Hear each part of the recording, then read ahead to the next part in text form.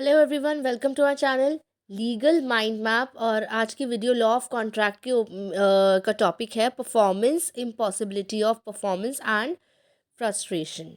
Alright, so let's start our video. अब अगर मैं आपको कहूँ कि आपको ट्रेजर ढूंढना है, ठीक है, अभी आज के टाइम में अगर मैं आपको कहती हूँ कि आपको ट्रेजर ढूंढना है, खजाना ढूंढना है, और वो भी जादू से, और मैं आपको कहूँ कि आज इसी बात के ऊपर एक कॉन्ट्रैक्ट भी साइन कर लो और ढूंढ के लेकर आओ जादू से खजाना, क्या आप करोगे वो कॉन्ट्रैक्ट साइन मेरे साथ? Of course not. क्यों? क्योंकि ये इम्पॉसिबल है, right? So the same way we'll call it initial impossibility. कि आपने सुना ये बात, मैंने बोला कि अब मैं जादू से खजाना ढूंढ के लेकर आओ, और आपने सुनते ही बोला ये तो पॉसिबल ही नहीं है, ऐसा कॉन्ट्रैक्ट हम साइन ही क्यों करेंगे जो हम कर ही नहीं सकते, जो पॉसिबल ही नहीं हो सकता। तो उसी को कहते हैं इनिशियल पॉसिबिलिटी, कि जो कॉन्ट्रैक्ट शुरुआत से इनिशियली दिख रहा है कि पॉसिबल नहीं है, तो वो कॉन्ट्रैक्ट बनेगा ही नहीं। ठीक है। सो इन दिस वीडियो, तो ये तो एग्जाम्पल था हमारा सेक्शन 56 का, और इस वीडियो के अंदर जो हम एक्सप्लेन करेंगे वो करेंगे doctrine of frustration which is in section 56 to the effects of frustration. ठीक है, सेक्शन 65। सो जो मैंने आपको एग्जाम्पल दिया वो एकदम इनिशियल इम्पॉसिबिलिटी पे फिट बैठता है। So an agreement to do something impossible is not valid. In simple terms, in an act is inherently if an act is inherently impossible, the agreement is considered void. एक act impossible है तो वो agreement, पहली बात contract तो बन ही नहीं सकता वो, और अग्रीमेंट की भी बात करें तो इम्पॉसिबल, अग्रीमेंट भी कैसे बनेगा, दूसरा पर्सन क्यों अग्री करेगा? मैंने बोल दिया आप खजाना ढूंढ के ले आओ मैजिक से, तो आप क्या हाँ कर दोगे? ऑफ कोर्स नॉट, वो अग्रीमेंट नहीं बन सकता है। Alright, let's move further. अब आता है सब्सिक्वेंट इम्पॉसिबिलिटी। ठीक है, हमने जो पीछे पढ़ा वो था इनिशियल इम्पॉसिबिलिटी, है सब्सिक्वेंट इम्पॉसिबिलिटी। ठीक है। अब सब्सिक्वेंट इम्पॉसिबिलिटी है at the time of entering into a contract it was possible to perform. अगर जिस टाइम मैंने कॉन्ट्रैक्ट में एंटर किया किसी के साथ, उस टाइम पे तो वो कॉन्ट्रैक्ट जो भी मैंने जिस पे भी साइन किया था वो उस टाइम पॉसिबल था कि वो परफॉर्म हो सकता था, बट बाद में वो इम्पॉसिबल हो गया परफॉर्म होना। कैसे, इस एग्जाम्पल से समझ लेते हैं एक बार। If A agrees to sell land to be, A agree करता है कि चलो बी को मैं लैंड सेल कर देता हूँ, बट सेल और मतलब बेचने से पहले ही जो गवर्नमेंट है ना वो उस लैंड को ले लेती है ऑफिशियल पर्पस के लिए। अब गवर्नमेंट का पर्पस है स्टैच्यूटरी, तो उसके अंदर तो कुछ कोई कर ही नहीं सकता। तो the agreement is frustrated and B can not sue A for non performance. तो बी ए को स्यू भी नहीं कर सकती, बिकॉज इसमें ए की कोई गलती ही नहीं थी, ए के हाथ में नहीं थी ये चीज़ें। ठीक है, अगर उसके पास ऑप्शंस होता तो बात अलग थी। ठीक है, तो ये डॉक्ट्राइन ऑफ फ्रस्ट्रेशन के अकॉर्डिंग सब्सिक्वेंट इम्पॉसिबिलिटी में ये जो लैंड है वो नहीं मिल सकता बी को, और बी से स्यू भी नहीं कर सकता, तो will call it subsequent impossibility which is given in section 56। तो आइए दो केस लॉज भी समझ लेते हैं डॉक्ट्राइन ऑफ फ्रस्ट्रेशन के। इन Taylor versus Caldwell, a music hall agreed to let a party use their space for a concert, but it burned down. ठीक है, इसमें इस केस में क्या था, एक म्यूज़िक हॉल अग्रीड, उसने अग्री किया था कि वो ना लेट अ पार्टी, वो अपनी एक पार्टी होने देगा, मतलब कि party use their space for concert, कि वो अपने हॉल में एक कॉन्सर्ट की अलाउ कर देगा कि कॉन्सर्ट आप कर सकते हो। बट वो अग्रीमेंट जिस इससे पहले कि हो पाता वो इवेंट आ पाता, ठीक है, वो जो हॉल था वो बर्न हो गया, जल गया। सो जो कोर्ट है ना उसने हेल्प किया इसको कि ये डॉक्ट्राइन ऑफ फ्रस्ट्रेशन में आता है, that the contract was frustrated due to the physical impossibility, कि अब वो जगह ही नहीं है जहाँ पे कॉन्ट्रैक्ट फुलफिल हो सकता है। आपने तो कॉन्सर्ट हॉल में करना था, वो हॉल ही नहीं है, तो फिर ये कॉन्सर्ट कैसे होगा उस जगह पे, वो बंदा पूरा कैसे करेगा, पर्सन पूरा कैसे करेगा उस कॉन्ट्रैक्ट को, उसका तो हॉल ही जल गया ना। तो ये फिजिकल इम्पॉसिबिलिटी के अंदर आता है, ठीक है, वो भी डॉक्ट्राइन ऑफ फ्रस्ट्रेशन में। अब नेक्स्ट इज, इसी प्रिंसिपल को आगे भी लेके चलते हैं कि फिजिकल इम्पॉसिबिलिटी से भी अलावा और क्या हो सकता है। In Krell versus Henry, the defendant rented a flat, defendant जो था उसने फ्लैट रेंट किया था to watch a coronation procession, but it was cancel due to the king's illness. The court held the contract was frustrated because the main purpose, अब उसको जो process देखना था, जो प्रोसेशन देखना था, वो तो हो नहीं पाया। अब उसका जो पैसा था वो वेस्ट चला गया उस फ्लैट को रेंट करने का। बट अब इसमें उसकी तो कोई गलती नहीं है ना, जिसने उसे रेंट पे दिया है। ठीक है, and the plaintiff couldn't claim rent fees, तो वो रेंट फीस क्लेम नहीं कर सकता है प्लेंटिफ। ठीक है, जो प्लेंटिफ है वो रेंट फीस क्लेम नहीं कर सकता है। ठीक है, नेक्स्ट टू सिनारियोज है इसके डॉक्ट्राइन ऑफ फ्रस्ट्रेशन के। Physical impossibility, when performance becomes physically impossible, जब एक परफॉर्मेंस है ना वो फिजिकली इम्पॉसिबल हो जाती है, जो अभी हमने पढ़ा था एक केस लॉ में, like Taylor versus Caldwell. Then failure of contract object और रीज़न, कि कॉन्ट्रैक्ट फेल हो रहा है किसी भी रीज़न से, व्हेन द वेरी, जैसे जो पर्पस था ना वो था, जो उसने फ्लैट रेंट पे लिया था, मटीरियलाइज था इस केस के अंदर, वो फेल हो गया था किसी पर्पसली। ठीक है, किसी रीज़न की वजह से होता है, एक होता है कि रीज़न की वजह से, एक होता है कि जो चीज़ के ऊपर कॉन्ट्रैक्ट हुआ था वो चीज़ ही नहीं बची, तो क्या ही कॉन्ट्रैक्ट को आगे बढ़ाएंगे। तो ये दो सिनारियोज हैं डॉक्ट्राइन ऑफ फ्रस्ट्रेशन के, और इम्पॉसिबिलिटीज हम ऑलरेडी पढ़ चुके हैं।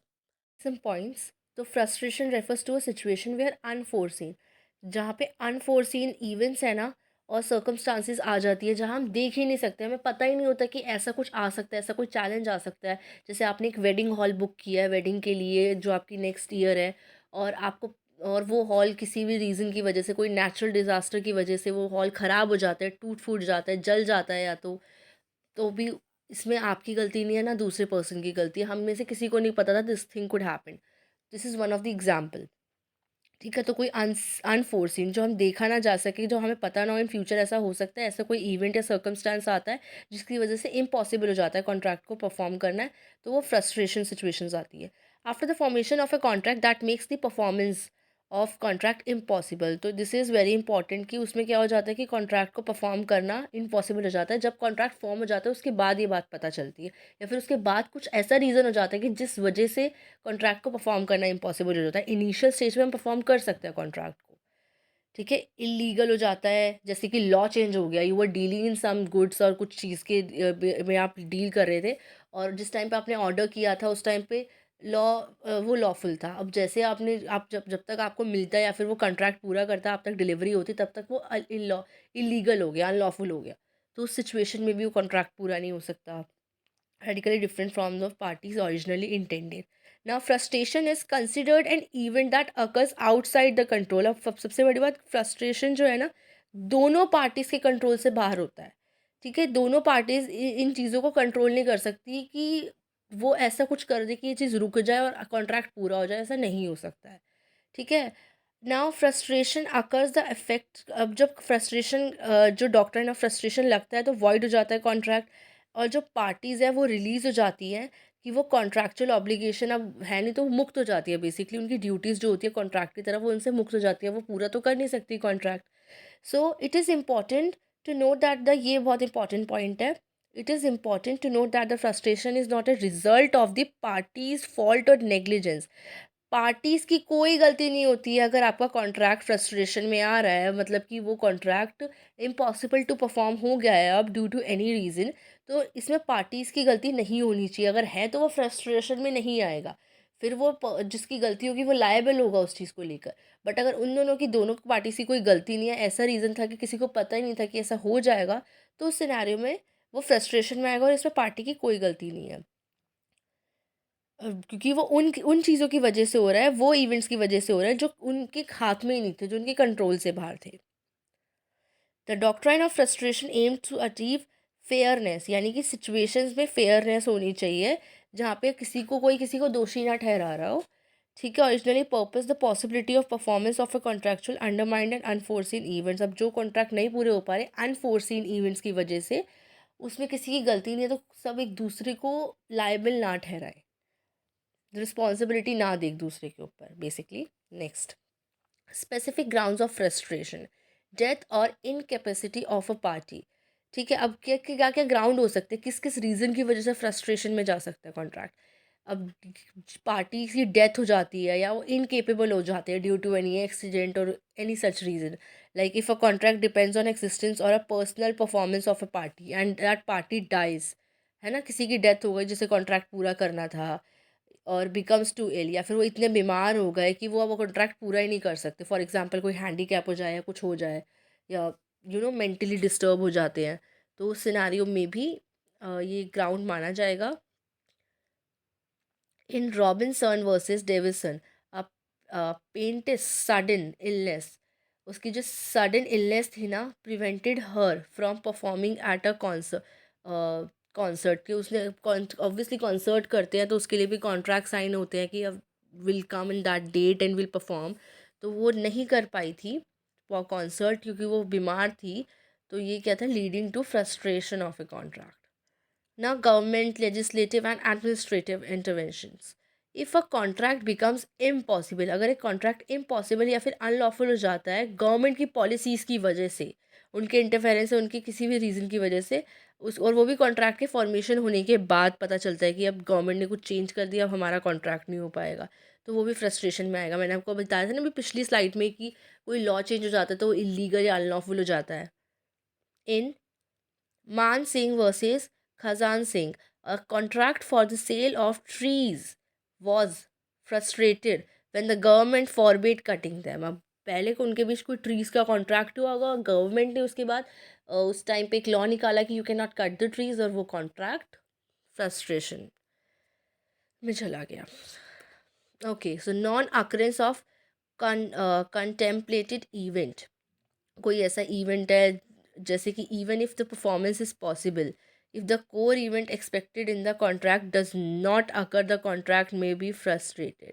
जैसे कि Krell versus Henry illustrate this when a room was hire to view a coronation procession that got postponed leading to frustration. ठीक है, तो अब कुछ कॉन्ट्रैक्ट है जैसे कि even if the performance is possible, performance possible भी है, फिर भी जो उसका कोर इवेंट है वो एक्सपेक्ट कर रहे हैं कि कॉन्ट्रैक्ट में नहीं आ पा रहा, तो भी वो फ्रस्ट्रेशन में ही आएगा।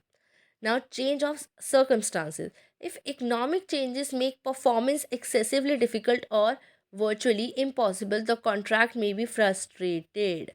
कुछ ऐसे इकोनॉमिक चेंजेस होते हैं जिसकी वजह जो बहुत डिफ़िकल्ट हो जाता है, जिसके लिए कॉन्ट्रैक्ट को परफॉर्म करना, बहुत सारे चैलेंजेस आते हैं अलग अलग तरीके के, तो उस सिनारियो में भी कॉन्ट्रैक्ट फ्रस्ट्रेशन में ही कहलाएगा। जैसे कि in Easun engineering limited versus fertilisers and chemicals Travancore limited, 400% price hike.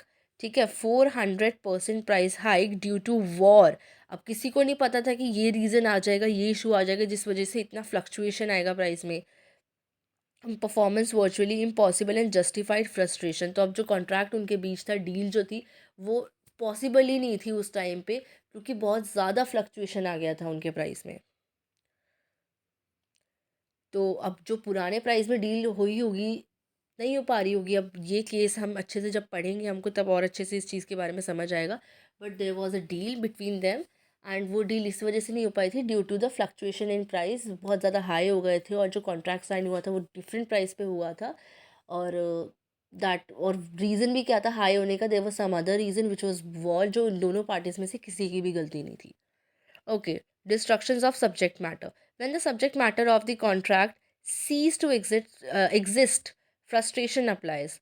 Tyler versus Caldwell uh, exemplifies this when a contract to lease a music hall became frustrated due to the hall's destruction, making performance physically impossible. जब subject matter जिसके ऊपर जो contract हुआ होता है वही नहीं रहता, वही डिस्ट्रक्ट हो जाता है, वही ख़राब हो जाता है। जैसे इस केस के अंदर क्या था कि जो सब्जेक्ट मैटर था वो था हॉल, म्यूज़िक हॉल, तो अब वो रहा ही नहीं जहाँ पे इवेंट होना था, तो फिर फिज़िकली इम्पॉसिबल हो गया उसको पूरा करना।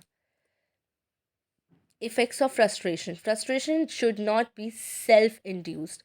Frustration cannot be claimed if it's self-induced by one of the parties. जैसे कि this is the case Maritime National Fish Limited versus Ocean Trawlers Limited, where frustration was denied as the impossibility was a result of the appellant's own choice to exclude a ship from the license. Now, effects of frustration. Frustration should not be self-induced.